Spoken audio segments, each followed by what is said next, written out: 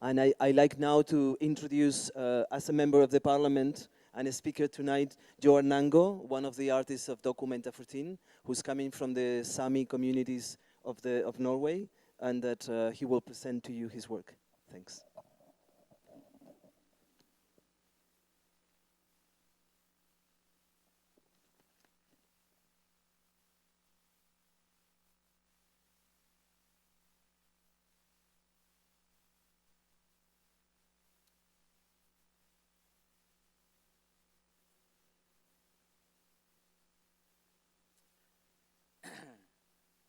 Well, first of all,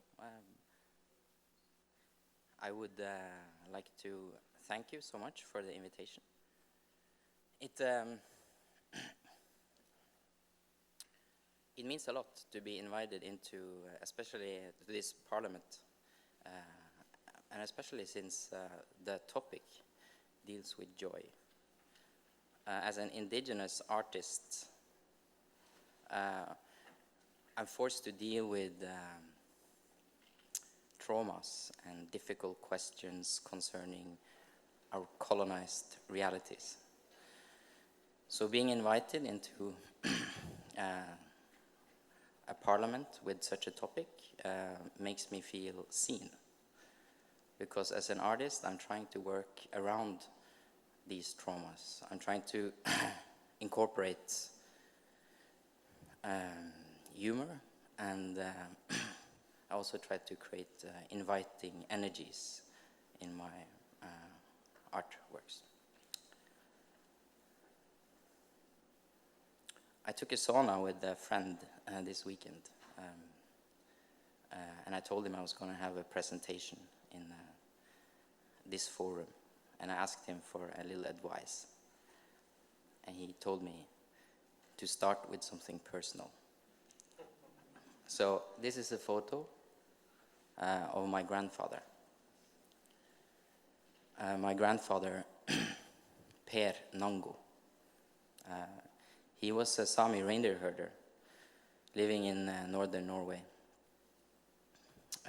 He was living a nomadic life, moving the reindeer herd from the winter grazing land on the inland to the coastal areas where the summer grazing lands are.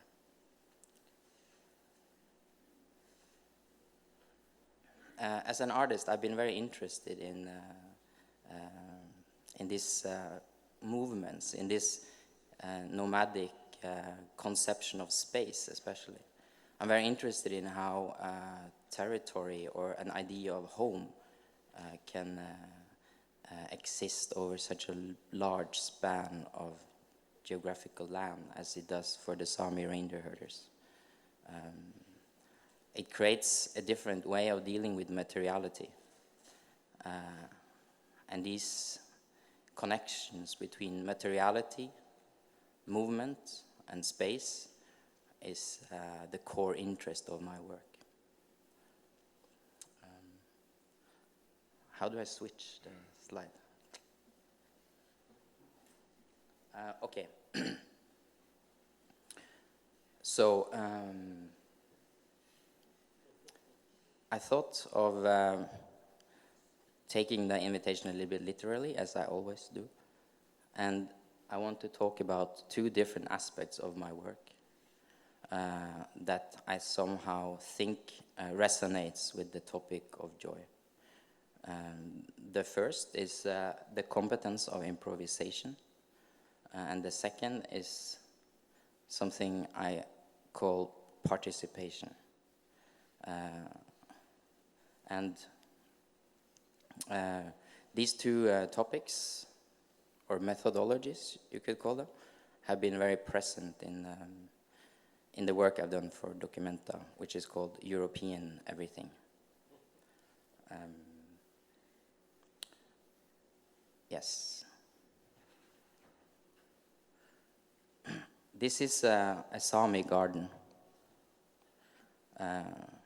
When I was an architect student, because I'm educated as an architect, not an artist, I was continuously provoked by the lack of discourse concerning Sami architecture. Norway as a country, I was studying in Norway. Norway as a country is founded on the grounds of two different people, the Sami and the Norwegian. And we were in architectural class and architectural history class especially taught a lot about Norwegian architecture and architectural history, but nothing about Sami architecture. So quite early on, I started to incorporate some kind of a Sami presence in my student work. And as a sort of diploma work, I published a magazine which was called Sami Architecture, or Sami Hoksuntaida, in order to create some kind of awareness and discourse around Sami architecture, what it could be. And one of the things I did a lot through this format of the magazine and a lot of research, and one of the things that I got very fascinated with was the Sami garden. This particular phenomenon which you see around Sami reindeer herders that live off the land, the way they arrange the outdoor space, the immediate space around their houses. It's a place that for outsiders very often is understood as mess. This is not mess. It is another way of dealing and organizing resources and materials. I took this photo to illustrate that for you. This is it's a place called S.O.F.A.R in Kautokeino area in northern Norway, where my father's family is from. And this is the neighboring house to my aunt. And this is her backyard. Here you can see different processes taking place at the same time. To the far right, you see lavvo, our traditional tent, much like the teepee, being used for smoking fish and smoking meat. Outside, you see branches that are laying, that this old lady is using for her smoke process.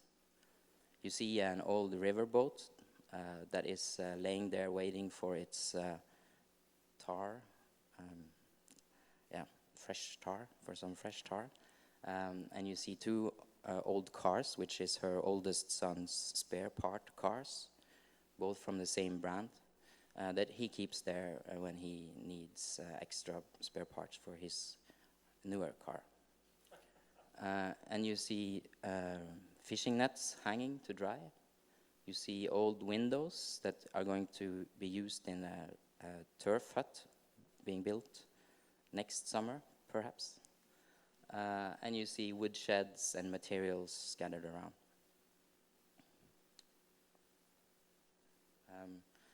So, in other words, there's this particular aesthetics that grows out and around the houses in this area, which has the quality of being quite driven by pragmatism. It's a certain sense of die-hard functionality, as my cousins say, that drives this the arrangement of these spaces. It's an aesthetics of necessity, perhaps. And these are important and quite interesting aesthetical elements to look deeper into. I found this actually just not so long ago, a drawing from a Norwegian architect who had been, I think he's the first one to do studies on Sami architecture in the Norwegian North, from an architectural perspective. His name is Borgen, and here he has illustrated he's making a point about the Sami farms and how the Sami farms are being organized. And he has here taking two examples. To the right, you see Finnish. There's a layout, a plan of the outdoor area of a Finnish farm, or 4 Finnish farms, sorry. And to the left, you see 4 Sami farms. And in these drawings, it's easy to see that the Finnish farms are organized in a very different way. What's a bit interesting with these drawings is that they lack maybe the most important part here, which is the topography, and which is the landscape. And to the left, you see the houses presented like this on a white piece of paper, a white surface. It looks like it doesn't make sense.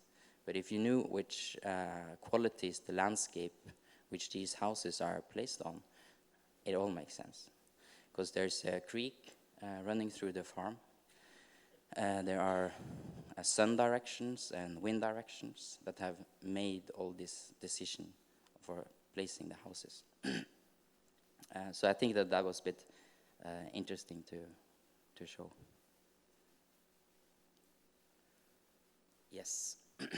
So, looking closer at the Sami gardens, I found something that started to interest me and fascinate me quite a lot, and that is very much connected to this aesthetics of necessity, this die-hard pragmatism, this closeness to materials and resources in the Sami gardens. And I started to detect something that I like to call the competence of improvisation, which is a special kind of attitude that most Sami people, especially people connected to the traditional lifestyle closer to the land, are possessing, you could say. It's an attitude which is some kind of in my point of view, a very resourceful one. It's an attitude where solving a problem at the spot when the problem occurs with whatever is at hand is basically the framework for it. It's a kind of DIY cleverness, use materials that are available, but it's also something that I find in many cases quite humorous, and also you can also see that in some sense it's kind of you could say it's creative way of playing with commercial items and products. A lot of weird design I've found a lot of weird designs and interesting designs through looking at this competence of improvisation phenomenon. So I want to share a couple of things, a couple of images with you.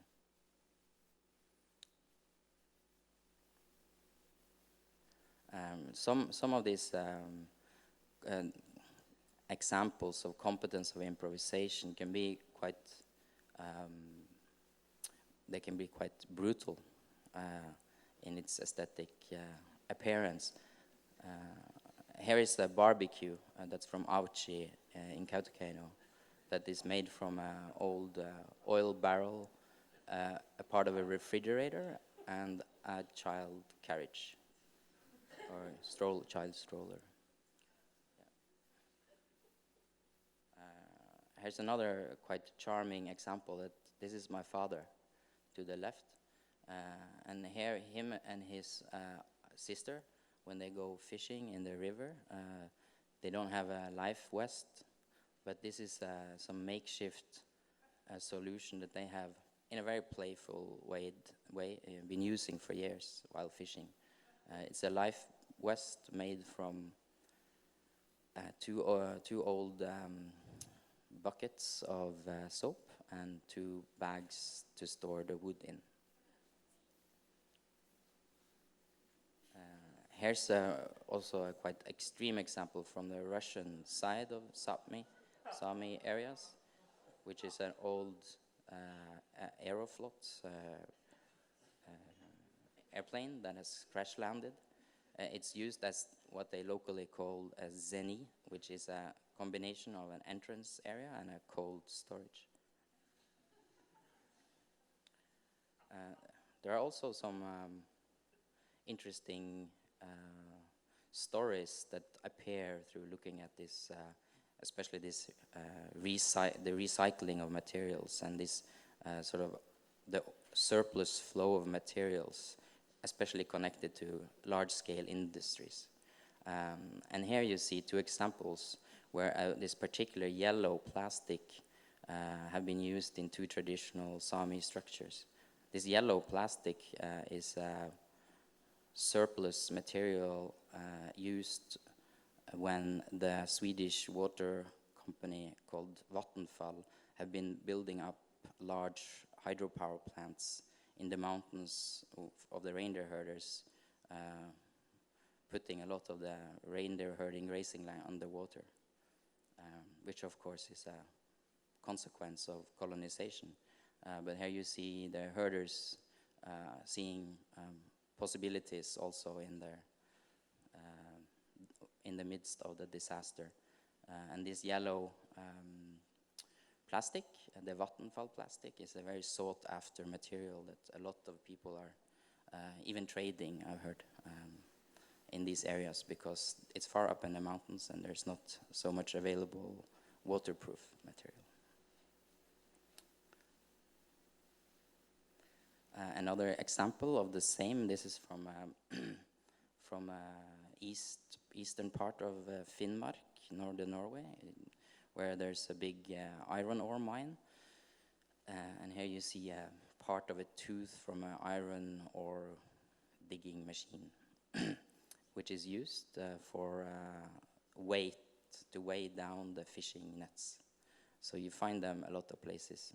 They're perfectly for that because they have the shape they have, and you can easily tie a rope around it and they will hold. There are also more, let's say, engineering-wise interesting examples. This one is, it's in Finnish Sami area, in a place close to a place called Inari, between two neighboring reindeer herding districts, which has a fence between them. The clever reindeer herders have invented this little mechanism which function as some kind of a gate where the road passes through the fence. In order to prevent the reindeers from slipping through from one side to the other along the road, they have mounted an infrared sensor 100 meters away from this little device that you see here. The device is constructed of two different concrete mixers and some old road poles and some garbage bags. When the reindeer moves through the open gate or the hole in the fence caused by the road, these mixers start moving and make sound and sound and noise, and the reindeers hopefully won't pass through.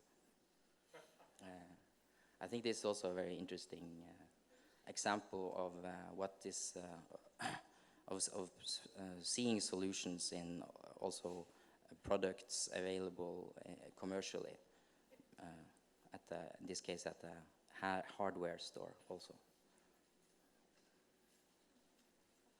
Another example, this is Olle from Porjus, close on the Swedish side of Sápmi.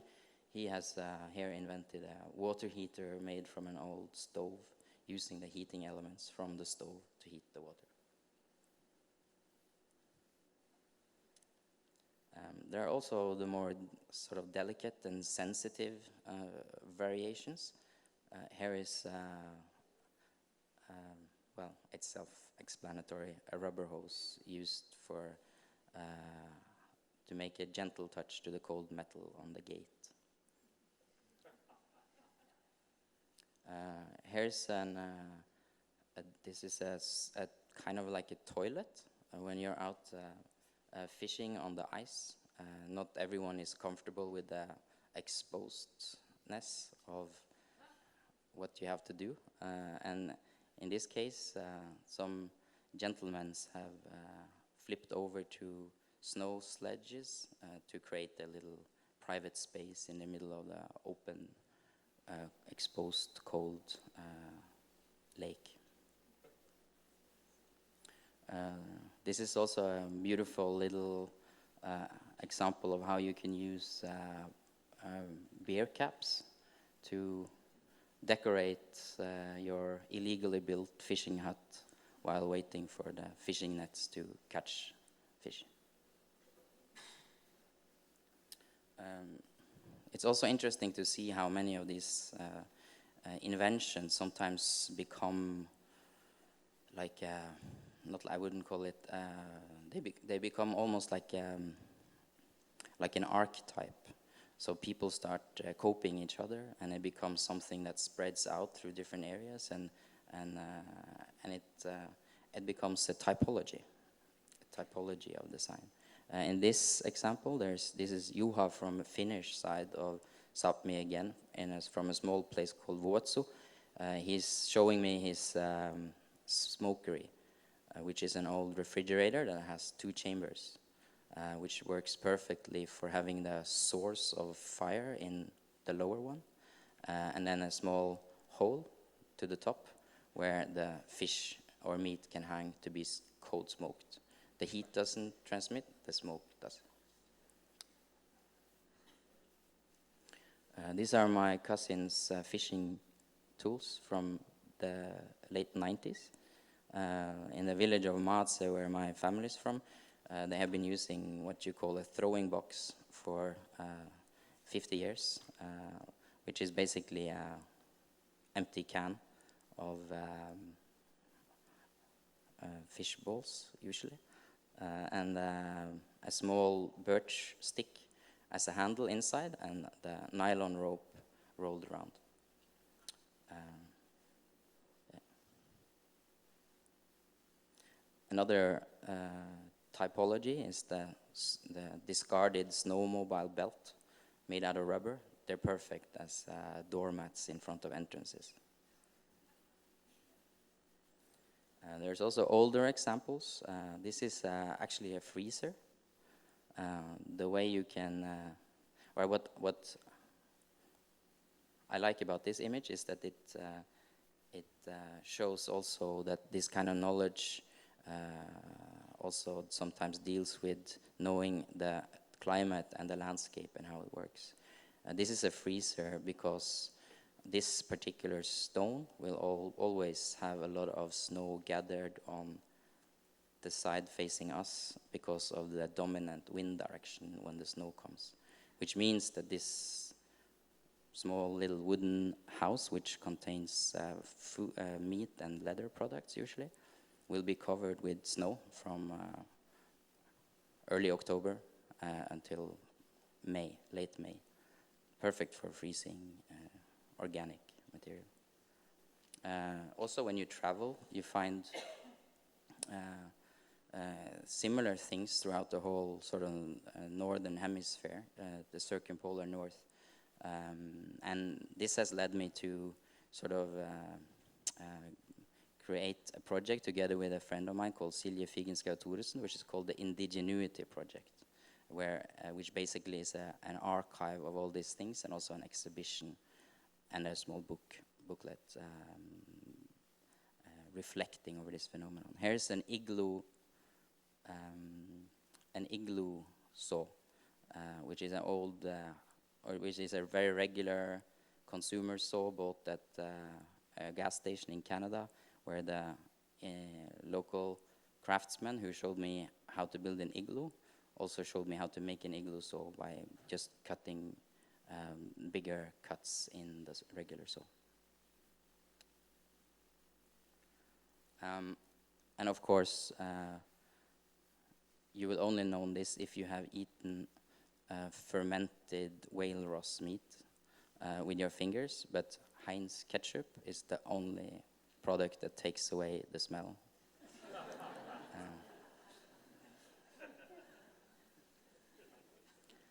And Coca-Cola is perfect for de-rusting your big Sami knife.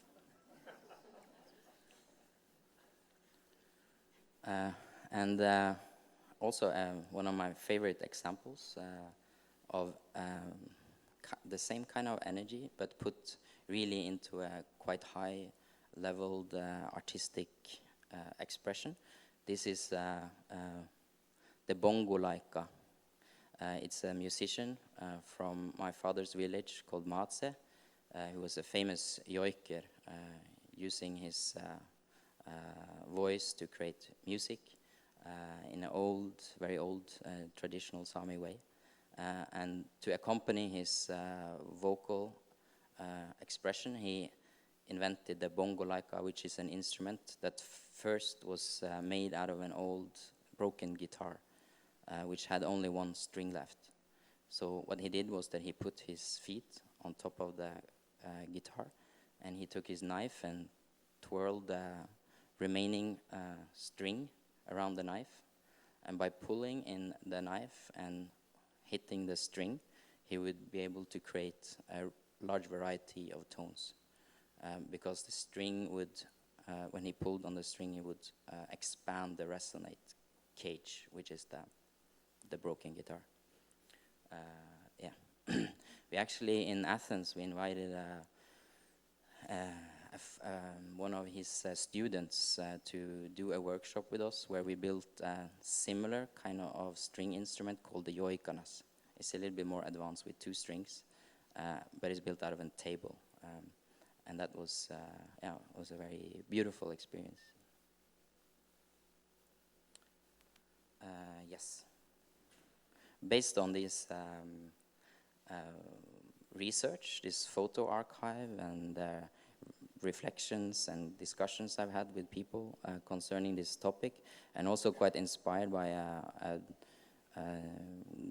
researcher from New Mexico called Thomas Faustibara, who has done research on the Chicano culture and materiality.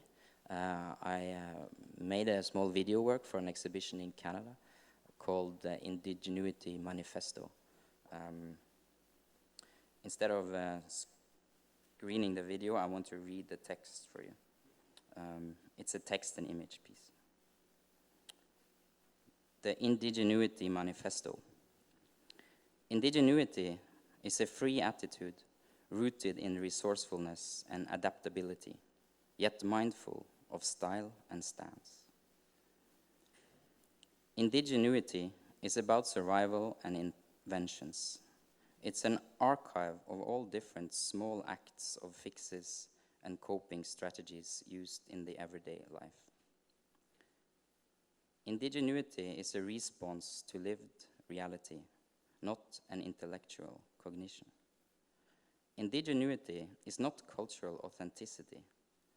It inhabits the in-between worlds, the hybrid spaces, between the inside and the outside, between the city and the country, between the man and the woman. Indigenuity is good taste made from bad taste.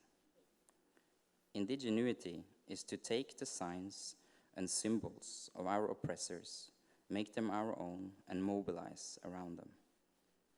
Resilience is resourcefulness. It's only through appropriation that autonomy can be claimed.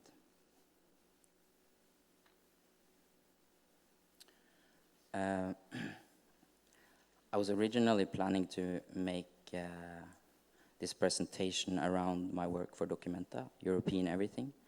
But as soon as I started working with it, I realized it felt a bit premature, considering that it's still 1 week left. But I decided to take one example of how I've been using sculptural explorations and materials from Athens in a way that's very inspired by this Indigenuity Manifesto. This is the E from the Eskimo sign in northern Athens, which was standing along the road when I came driving in my car from the north to Athens. I spotted it right away, and I managed to acquire the E, demount it, reappropriate it, and make a stage from the E, which was inhabited in the space in Athens by, amongst other, a group of Inuit rappers.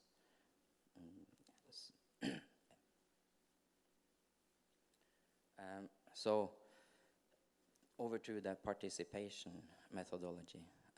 I established in 2010 architectural collective with 2 colleagues and friends, Eystein Tallerås and Håvard Arnhoff.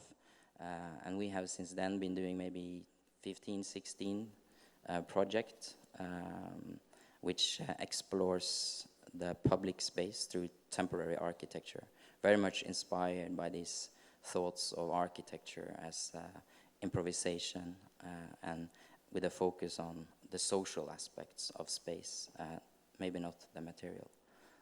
We wrote some sort of a work list with some principal ones.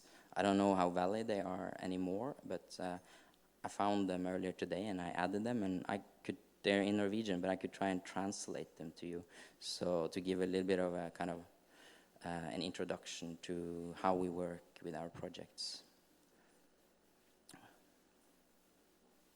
Through spatial and temporary installation, FFB wants to investigate the potential of our public city spaces.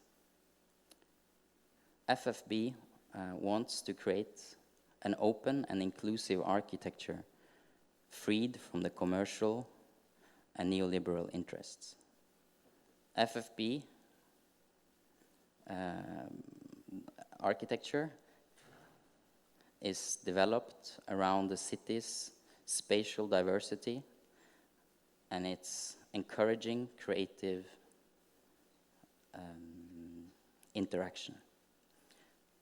FFB relates to architecture as a social and value-creating building process. FFB investigates the differences or the meeting point between the private property and the commons. FFB is a platform that investigates social and self-built solutions as a starting point for a new and elastic architecture. And the slogan for a long time was an architecture celebrating the failure of capitalism. I'm gonna go very fast over these projects because there are many people speaking here tonight. But I picked out 5 examples from a series of architectural projects we have done, which we called Spaces for Disagreements. In these projects, we have collaborated with different marginalized voices within our Norwegian social democracy and created temporary interventions. This is a garden for blacklisted species, which we created on the rooftop of a gallery space in Oslo. We dug out 3 meters of a ditch containing dangerous Japanese invasive species. I don't know the English name for it, unfortunately. And we replanted it in the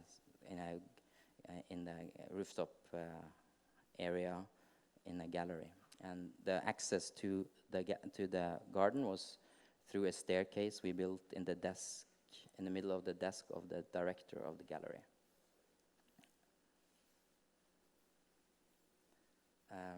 Another project we've done in Karasjok was a wilderness taxi project where we reconfigured an old closed down Shell gas station into a hub for a taxi system.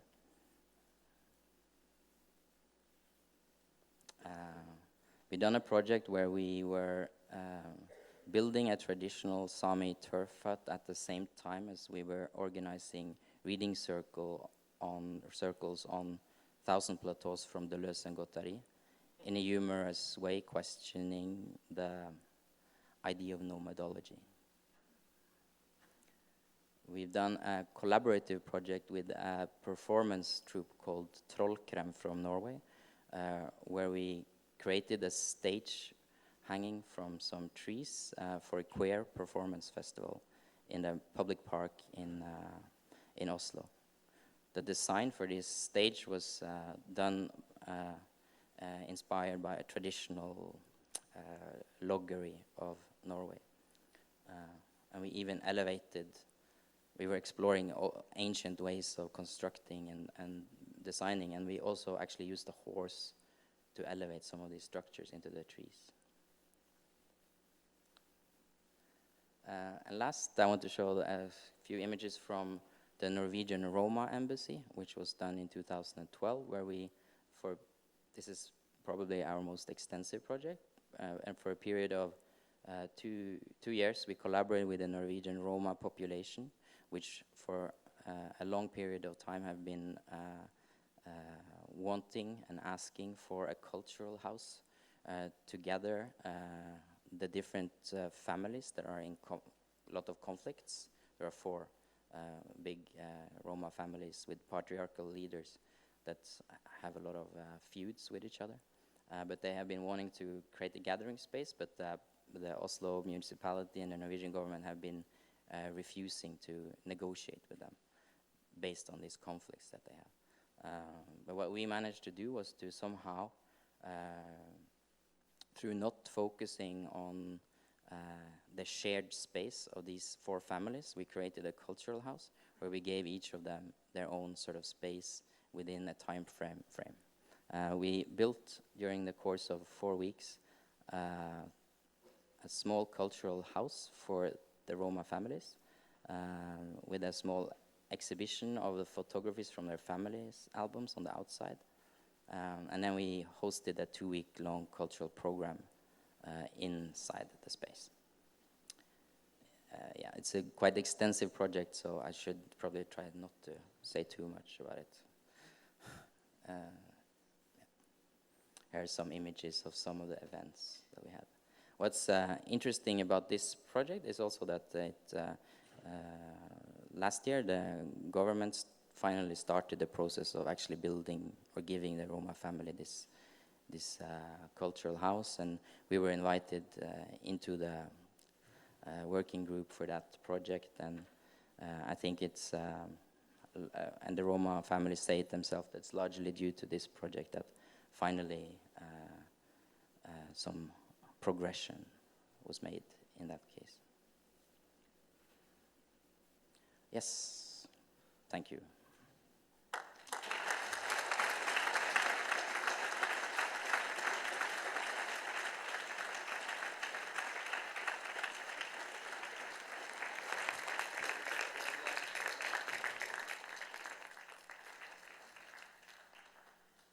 Thank you, Joar. This was quite interesting in relation to what Roe was saying before about the social biography of objects. So I think it was like a very much related to some of the discussions that we had before. And maybe I stand up because there is a lot of traffic. And as usual, we're running late, but I would say that we could take maybe two questions, 2 voices, or 2 comments, if there are some.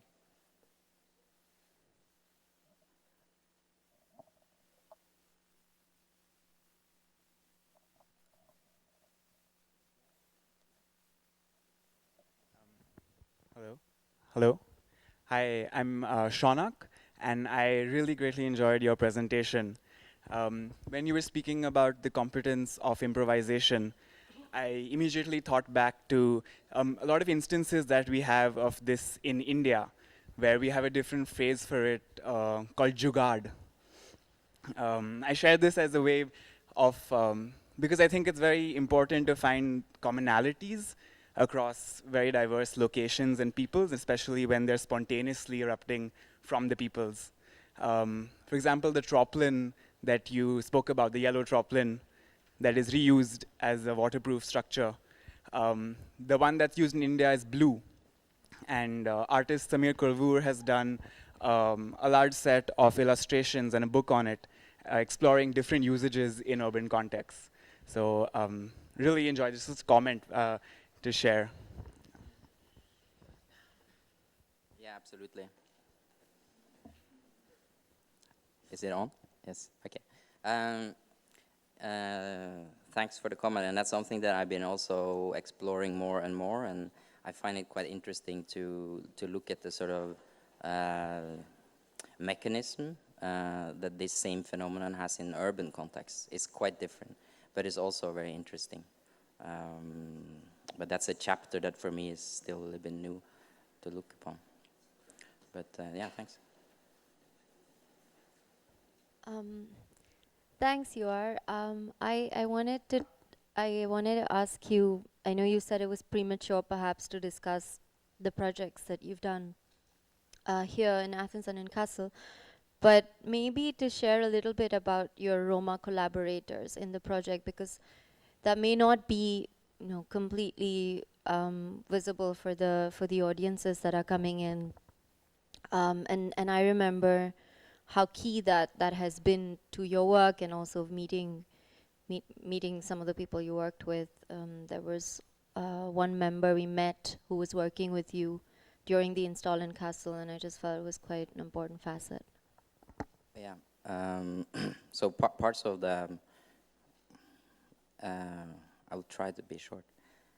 The project is developed through a travel from the northern Norway to Athens, following the route of E75 and also going a little bit in and out of it. But during this way, this travel, I stumbled over a lot of different people and a lot of different materials and a lot of different, I guess, geographies. I tried to look on the sort of European continent as a piece of land, not thinking too much about borders, sort of adapting a bit to my indigenous sort of nomadic background in a naive/utopian way.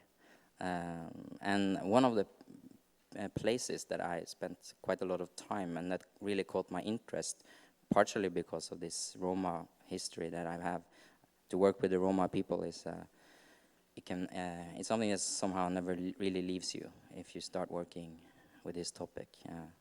Some friends of mine said once it's like a fly on your screen. But the area in Transylvania around Cluj has a large Roma in Romania has a large Roma population, and I went to see some areas there, and I happened to meet a wonderful coppersmith called Lali Gabur.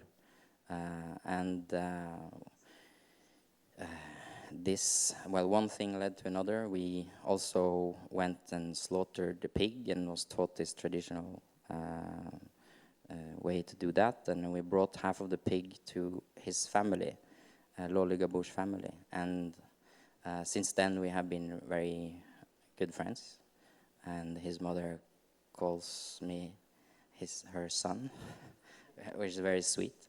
But this is how sort of this project was meant to be a bit, or that I tried to sort of open up for this coincidences or meetings along the way, and to see sort of what could come out of it. But for the opening of the Documenta version, or the European Everything version in Kassel, I invited Lolly to come and work with me on site, inhabiting the space outside of the glass pavilion where the installation is. And we created a little makeshift, I don't know what's it called, to melt metal. Yeah. It's like an oven. We made it out of an old bicycle and a vacuum cleaner. And he was working there with old springs from cars and a lot of copper that he had brought with us. For me, it's very interesting to try and also kind of merge these different material technologies and work creatively and openly with the craft and the skills set that he has. It was very interesting. For the next weekend, I have invited another guy that I also met in the same area, a little bit further south, called Zoli, and he is a traditional wicker weaver. So we will be weaving kind of a sculptural element for the car next weekend. I got no idea how that's gonna go.